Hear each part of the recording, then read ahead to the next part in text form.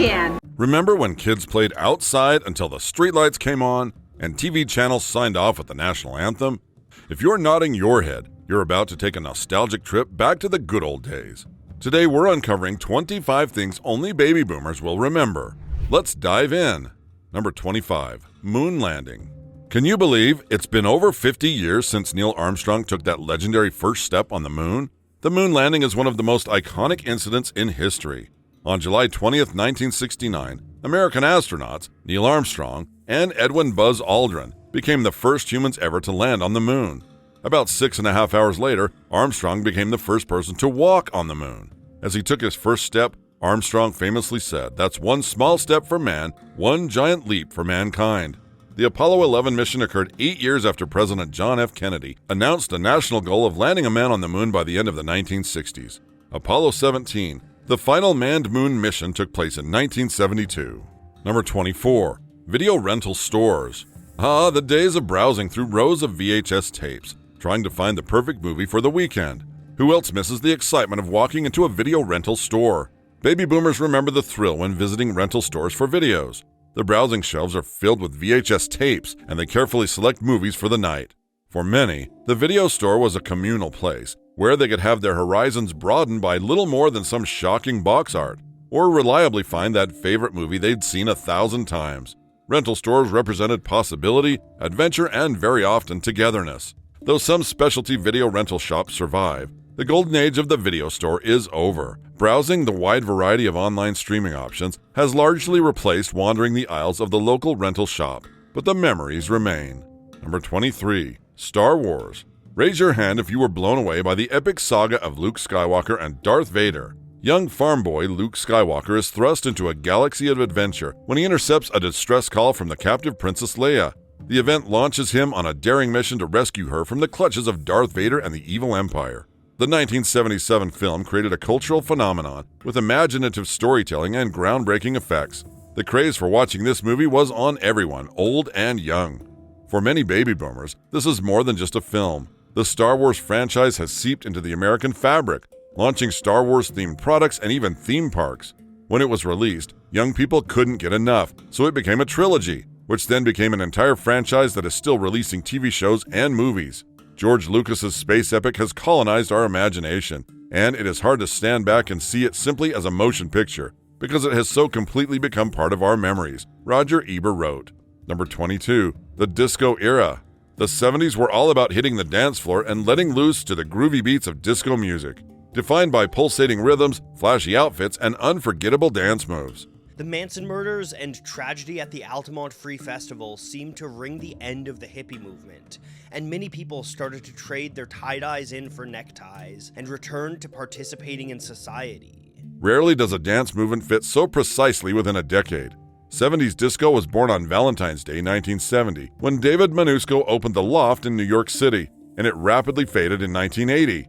When the disco movement peaked in 1978 to 1977, the demographic was predominantly white, heterosexual, urban, and suburban middle class. But it didn't begin that way. For the first 8 years, disco was an underground movement. Then the film Saturday Night Fever in December 1977 helped turn the simmering subculture into a mainstream fad, resulting in a 30-fold increase in disco clubs. Disco was appealing because its sophistication was a step up for them, but within reach. All they had to do was dress up and pay the admission, and they could live in an elegant, futuristic world for a night, and hopefully mingle with people a step higher on the social ladder. Disco music mirrored this sophistication, featuring orchestras, the Philadelphia sound, with large string and brass sections. Quite the opposite of small, hard-hitting rock bands. Intentionally opposite. So for the middle and working-class young Americans, the possibility of taking a step up in their lives was more compelling than dressing down. That's essentially the story of Saturday Night Fever. The working-class Italian-American who was a hardware clerk by day and a disco king by night. Significantly, the discos offered a taste of freedom and self-actualization for 3 other subcultures during the 70s: gays, Hispanics, and African Americans. After decades of marginalization for each of these minorities, they all found a supportive home in the discos. Number 21. Chatty Cathy dolls. Who had one of these talking dolls growing up? Chatty Cathy was a pull-string talking doll that was manufactured by the Mattel Toy Company from 1959 through 1965. The doll was released in 1960 and was the second most popular doll of the 1960s behind Barbie. After the most immediate success of Chatty Cathy, Mattel began releasing more Chatty dolls. These dolls included the Chatty Baby, Tiny Chatty Baby, Tiny Chatty Brother, and Charmin' Chatty. Mattel trademarked the name Chatty in the 1960s, and the other talking dolls such as Drowsy, Baby, Cheryl, and more had the phrase "a Chatty doll by Mattel" on the box. This groundbreaking Mattel doll could speak 11 phrases when its Chatty ring was activated with a pull of the string on its back. Inside the doll's stomach was a lo-fi phonograph record activated by a metal coil wound around a pulley. When triggered, Chatty Cathy would say things like "Let's play school" and "I love you," a revolutionary technology for the toy industry. The original version of the doll had blue eyes and blonde hair. A few years after its release, brunette and African-American versions were released. Number 20. Handwritten letters. In today's digital age, there's something special about receiving a handwritten letter in the mail. Remember the joy of opening a letter from a loved one and savoring every word? Also, do you remember learning how to write in cursive? We started with big loopy letters copied onto lined paper and practiced the art of creating elegant curves and twisting the ink into something that conveyed a message. It was a rite of passage. And handwriting tells so much about a person that an entire scientific study is devoted to handwriting analysis.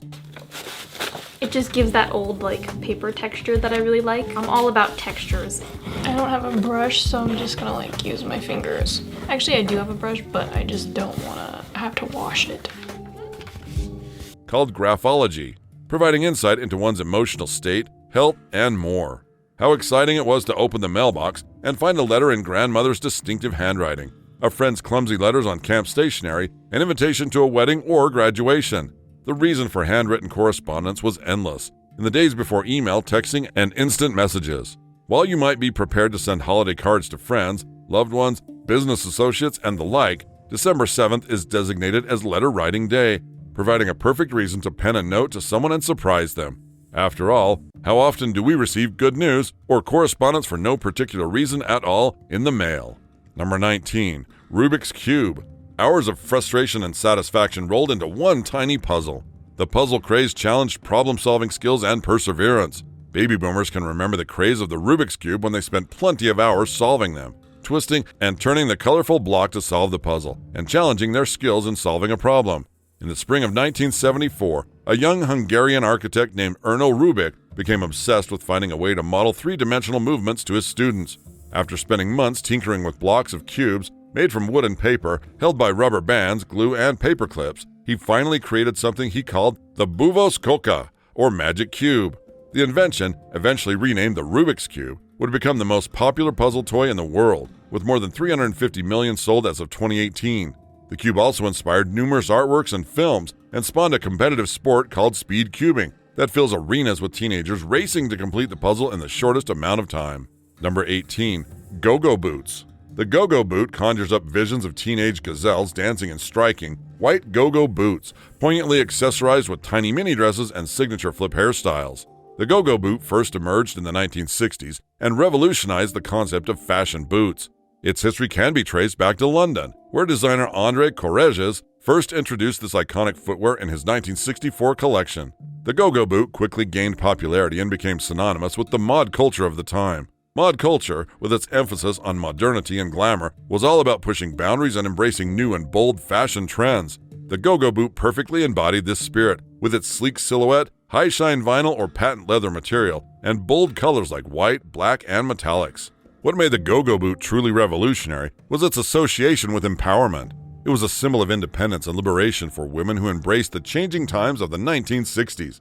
With its high hemlines and chunky heels, the Go-Go Boot exuded confidence and femininity. The Go-Go Boot quickly transcended its association with the mod culture and gained popularity with various groups of people. It was embraced by musicians, dancers, and fashion-forward individuals alike. Its timeless appeal has made it an enduring style, and it continues to make appearances in fashion to this day. The 1966 song, "These Boots Are Made for Walking," was performed by Nancy Sinatra wearing Go-Go boots. Are you ready, Boots? Start walking. She's credited with popularizing the boot and even turning them into a symbol of female empowerment. Number 17. Pogo Stick. Who spent countless hours bouncing up and down on one of these bad boys? There's nothing that can compare to the feeling of sheer joy with that of bouncing up and down on the original Pogo Stick. This toy was first released in 1957, and today it looks archaic compared to the modern versions. However, when you were a kid, having one of these jumping sticks of joy made you the envy of the neighborhood. For kids in the 50s and 60s, endlessly jumping up and down on one spot was about as fun as it could get. Then came the skateboard, remote-controlled trucks, Game Boys, and PlayStations. Still, for the boomer, the pogo stick is where it all ends. In fact, you are likely to find old pogo sticks in many a basement. Boomers find it hard to get rid of things and probably still pray that their kids will discover these treasured toys for themselves. Alas, millennials have yet to revive the pogo stick, probably because they're too busy playing video games. Number 16. Ricky Ticky Stickies. If you had a Volkswagen bus or a groovy bedroom, chances are you had some of these flower decals. Popular in the 1960s and 70s, Ricky Ticky Stickies were reusable flower decals that could frequently be seen on the outside of Volkswagen buses or hippie vans, and adorning girls' bedrooms and personal belongings.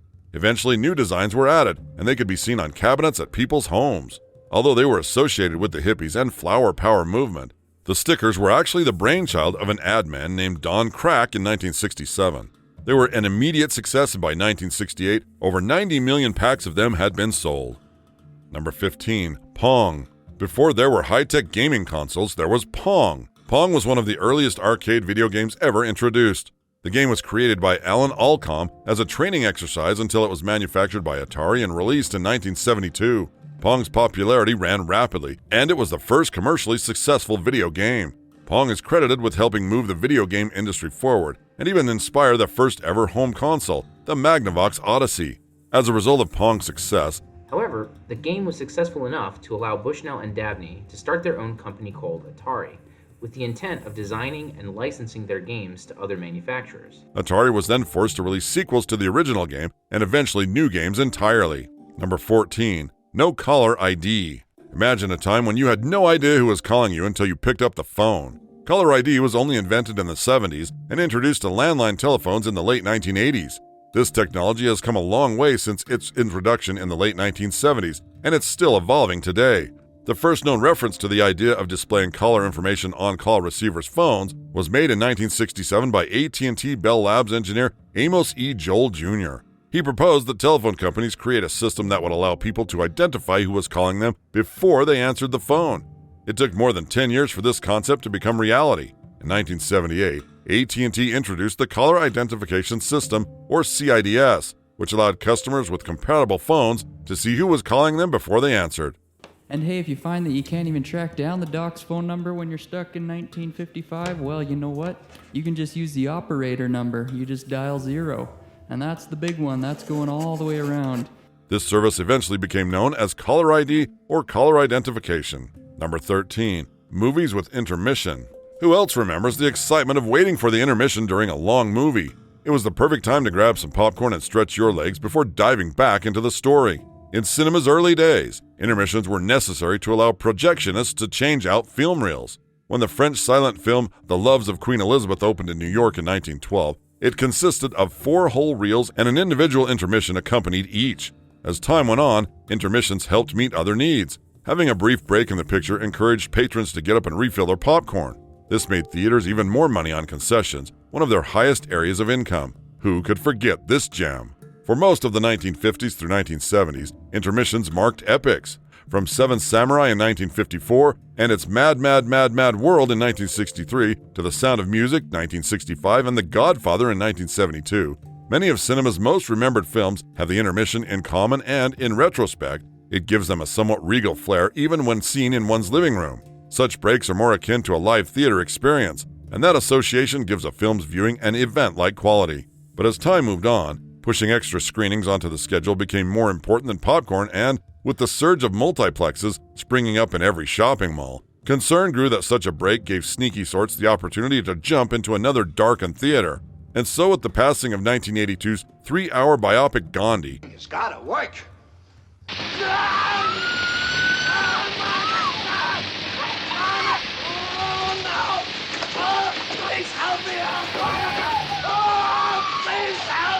the intermission was essentially dissolved in mainstream American cinema. Number 12. Kick the Can. Talk about classic out. Kick the Can was the ultimate neighborhood game, bringing friends together for hours of laughter and friendly competition. While today's kids gather together online to play video games, baby boomers may remember meeting up at the neighborhood's cul-de-sac for a game of kick the can. All you needed were a few friends, an empty can, and you were ready to play. While the game originated during the Great Depression in the 1930s, it remained popular well into the 1960s and even the 70s. Play scholar Rodney Carlisle claims that as outdoor and unstructured play of children continues to dwindle, the game of kick the can is becoming less and less known to each generation, with past generations remembering this game fondly. Number 11. Liquid paper. Before the age of computers and spell check, there was liquid paper. Liquid paper is the magical stuff that can cover mistakes, but if it weren't for one woman and her difficulty using an electric typewriter, it might never have been invented. In 1951, Bette Nesmith Graham, the inventor of liquid paper, was a single mother with one young son who worked as an executive secretary at Texas Bank and Trust in Dallas, Texas. Problems arose for her as a secretary when the bank switched from mechanical typewriters to electric ones. Nesmith found that she had difficulty correcting her mistakes on the new machines as the new type of ink from the ribbons didn't erase well. She came up with an idea to paint over her mistakes instead. She mixed a water-based white tempera paint, which is a fast-drying painting medium, at home and used a brush to paint over her mistakes at the office. She discovered that when the paint dried, she could type over it. Other secretaries got wind of Graham's concoction and began asking her for some of their own. She began to share the corrected paint and named it Mistake Out. At this point, Graham must have realized she had something special because she began to refine her mixture in her kitchen using a blender. In 1956, she sold her first real bottle of Mistake Out. She next enlisted the help of a chemistry teacher, a paint manufacturing employee, and an office supply dealer to further refine the product. Graham got a patent on her product and renamed it liquid paper. Number 10. The Exorcist. Who could forget the bone-chilling horror of The Exorcist? One of the most profitable horror movies ever made. This tale of an exorcism is based loosely on actual events. When young Regan, or Linda Blair, starts acting odd, levitating, speaking in tongues, her worried mother, Ellen Bernstein, seeks medical help only to hit a dead end. A local priest, Jason Miller, however, thinks the girl may be seized by the devil. The priest makes a request to perform an exorcism, and the church sends in an expert, Max von Sydow, to help with the difficult job. When it was released in the U.S. in 1973, The Exorcist was more than a film. It was a true cultural phenomenon. Perhaps that was because of the society it was born into, one where religious faith was on the downslide, and there was a distrust in government plagued with scandals like Watergate. There was a collective crisis of faith and an anguished desire to find a culprit, and the devil was as great a scapegoat as any. What's more, with the advent of the hippie movement of the 60s and early 70s, there was a real cultural divide between generations opening up. So the idea of a young person possessed by dark forces would have resonated with many older audience members who saw their children become alien to them. On a cinematic level, The Exorcist's box office triumph meant it became a blueprint for a type of demonic possession film that includes most, if not all, of the following ingredients. A glimpse of normality, before the slow build of the transformation as the possession takes hold. A body being attacked from the inside, and an authority figure that saves the possessed, sometimes through an exorcism. Lord have mercy. All kinds of messed up stuff happened when they were making movies like The Omen or The Exorcist. And the guy your dad replaced?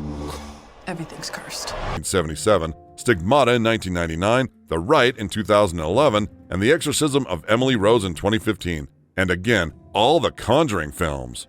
Number 9. Greeting cards. Sending and receiving greeting cards was a cherished tradition for baby boomers. For boomers, a happy birthday text simply isn't enough. This generation appreciated the more traditional practice of writing physical cards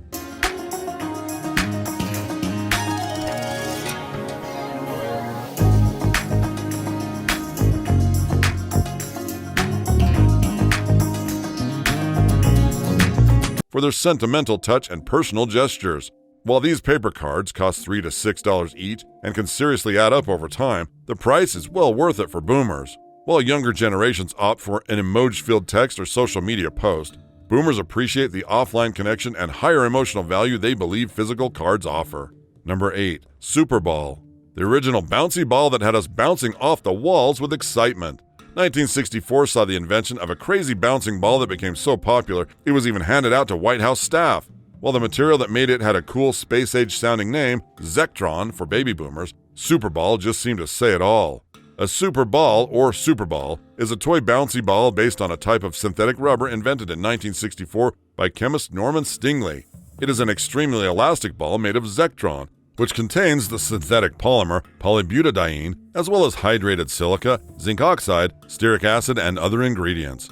This compound is vulcanized with sulfur at a temperature of 165 degrees Celsius or 329 degrees Fahrenheit and formed at a pressure of 3,500 psi. The resulting superball has a very high coefficient of restitution, and if dropped from a shoulder level on a hard surface, see that there's no deception. Now the other type, known as butyl, made by Dr. Fröhlich. A superball bounces nearly all the way back. Thrown down onto a hard surface by an average adult, it can fly over a 3-story building. Number 7. No draft window. Who else remembers the feeling of the wind in your hair as you cruise down the highway? No draft windows, otherwise called breeze windows, wing vents, and butterfly windows, were commonplace in vehicles before air conditioning became mainstream. They were a smart design feature, which allowed you to keep the bigger windows rolled up, but still have adequate ventilation in your car. For those too young to remember vent windows, vinyl seats that left branding marks on your thighs, and car interiors that felt like ovens, cars used to have small triangular windows in the front of the driver and passenger windows. Those vent windows could be unlocked and then angled outward, so they would catch the wind and blow it directly onto your face or other important areas of the body that require cooling. And back before air conditioning, those vent windows could mean the difference between showing up at work ready to suck up to the boss and showing up for work looking like you just played 2 hours of one-on-one with LeBron James. But almost every car now comes with air conditioning, so if it's so hot that simply lowering a window won't cut it, you always have the option of rolling up the windows and turning the temperature down to 70 degrees. And that leads to the second reason why you don't see vent windows anymore. Cars are actually more fuel efficient with all of their windows closed and the air conditioner on, even when you factor in the energy used to power the air conditioner. A lot of work and science goes into making cars aerodynamic these days, so as to maximize mileage. And in order to make the wind flow around the car, the windows have to be closed to create a smooth exterior surface. If you open the windows, you increase the car's wind resistance and reduce its fuel mileage, especially at higher speeds. And that's just with the regular windows open. If you were to push out one of the windows so it was perpendicular to the car, which is what vent windows did, it would be like mounting a pizza box on your door. It would kill the aerodynamic profile of the vehicle. Number 6. Wonderama. Sunday mornings wouldn't be the same without Wonderama. Wonderama aired on its originating station, WNEW-TV in New York City, as well as in 5 other markets in which Metro Media owned television stations. The show was 3 hours long for most of its run on Sunday mornings. The show was created as well as originally hosted by actor-comedian Sandy Becker, who became a New York children's program star in his own right. In the 1960s, Flingorama aired in a 1-hour weekday version in addition to the 3-hour Sunday show. The 1-hour program lasted until 1970. Following the frequent turnover of hosts throughout the 1950s, Wonderama experienced its greatest viewership by way of one-time Baltimore Kids show host Bob McAllister, who replaced Sonny Fox as host in 1967 and remained in that role until 1977. Each show's taping included, but was not necessarily limited to, education, music, audience participation, games, interviews, and cartoon shorts. The program aired for 3 hours, including several breaks to allow for cartoon insertions. On most of Metro Media's stations, these would be Warner Brothers cartoons from the 1940s and 1950s. On KMBC in Kansas City, an ABC affiliate, the show only ran 2 hours without the cartoon inserts, since this station did not own broadcast rights to cartoon shorts. The program's closing theme song, sung by McAllister, was called Kids Are People Too, which was later adapted as the show's title when ABC picked it up as a Sunday morning kids show. Alright, the Disco Kid ends the season with the premiere of Paul McCartney's new single, Listen to What the Man Said, oh yeah! The song was also featured on an album of music from Wonderama by McAllister called Oh Gee, It's Great to Be a Kid. Number 5. Wall-mounted bottle opener. The wall-mounted bottle opener used the same lever action as the church keycap lifter, but with one major advantage. You only need one hand to pop off the cap. The expelled cap falls into a cap catcher positioned under the opener, or perhaps down onto the floor. The old-time soft drink coolers often had this style of cap remover integrated into the cabinet. Cans are typically aluminum, lined on the inside with a polymer that can contain BPA, or bisphenol A. Rick Sockleben, a retired chemist with the American Chemical Society, says this has little effect on the taste. After purchasing the bottled drink and removing it from the cooler, the bottle top is positioned in the opener. A quick flick of the wrist, and the cap pops off and drops into the cap catcher. Wall-mounted bottle openers are still popular and manufactured today. And vintage wall-mounted openers are also quite common and easy to find at garage sales and flea markets. Number 4. Kitten heel pumps. We can trace back the kitten heel's history from the Sun King, or Louis XIV, King of France. Being of small stature, he wanted to boost his height, thus he had shoes fashioned with heels that eventually became a symbol of one's status. People who resided out of the royal court were forbidden to wear heels.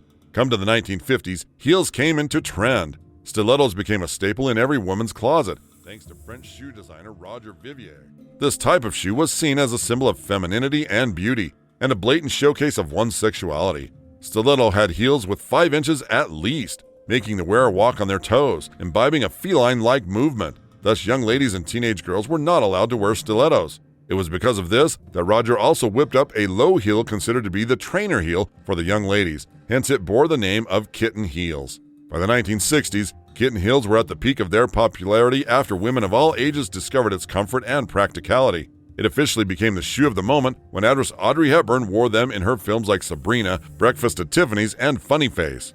The shoe continued to be everyone's go-to footwear when the 1960s beatnik and mod movements kicked in. These cultural movements were dance-heavy, which made wearing low heels an imperative. This kind of comfort, and we have 3 colors for you to choose from. All of them are classic and timeless. This beautiful patent leather color that you're seeing here, this is the ocean. Yes. And it's like a navy. It suffered a decline in the 1970s, but it slowly came back to popularity by the 1980s. Number 3. Chalkware. Nowadays, a rare Chalkware figurine could be worth thousands of dollars. Back in their heyday of the 1940s to 1960s, however, these plaster of Paris figurines adorned most homes. Their popularity only began to wane, like so many other classic items, with the advent of plastics. Chalkware refers to a specific type of ornamental figurine produced by using gypsum-based plaster of Paris. Chalkware entered the market to make figurines more affordable to everyone, considering that the ceramic figurines were too expensive and only cheap to upper and middle-class families. Carnival chalkware became extremely common between 1910 and 1940. This was when garishly painted figurines of cartoonish animals started selling on fairgrounds and carnivals. Hey John, if you're at a carnival, you remember this game. If you'd knock over the bottles, you would win prizes. Well, if you were at the carnival in the early part of the century, you may win chalkware prizes. Carnival chalkware. Number 2. Rock'em Sock'em Robots. The Marx Toy Company released the very first Rock'em Sock'em robots in 1964. Red Rocker and Blue Bomber, the robots' names, provided an excellent way to work out your differences. Just duke it out until somebody's head got knocked off. At the time, the toy was really the world's only boxing robot, and it became hugely popular during the 1960s and 70s. Even though technology has produced far more advanced robots since then, the game is still an old favorite and finding a new audience with today's youth. The game consisted of a plastic boxing ring platform, on top of which stood 2 robot fighters, the Red Rocker and the Blue Bomber. Players, or managers, can use the joysticks to control their respective robots' movements forward and side to side. Here's a little Rock'em Sock'em mini robot, and you have the control. You can move it around, and you, instead of throwing a punch with the arm, you swivel the body to throw the punch. To throw punches at their opponent. Marx was later acquired by Tyco Toys, which was itself acquired by Mattel in 1997. Number 1. Love Beads. You didn't have to be a hippie to adorn your wrist or neck in a string of love beads. Those colorful, easy-to-make items of jewelry were everywhere. Plus, you didn't have to wait for someone else to give you a string of love beads. They were the perfect way to show yourself a little love. CE is a toy designer in Thailand, and each 3 of these designs was created under the concept of healing, to heal our hearts and to restore our souls. Wow, what a memorable trip. How many of these did you remember? Let us know in the comments below. If you enjoyed this video, don't forget to give it a thumbs up and share it with your friends. And if you haven't already, hit that subscribe button so you never miss out on our nostalgic adventures. Thanks for watching.